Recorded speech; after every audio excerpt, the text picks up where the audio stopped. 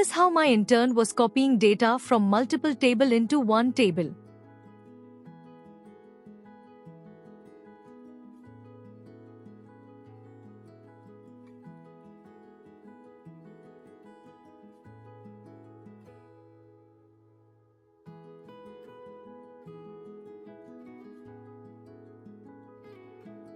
However, when the data was changed in one of the table, it was not reflected in the combined table.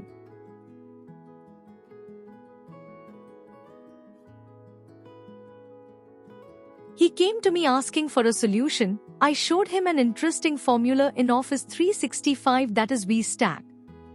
It is used to append arrays vertically and in sequence to return a larger array.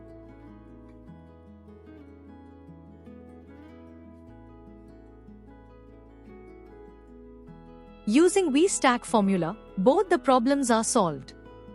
One, the data is copied from multiple tables in one go, and secondly, when the data is changed in any one table, it automatically reflects in the combined table. He thanked me with a cupcake.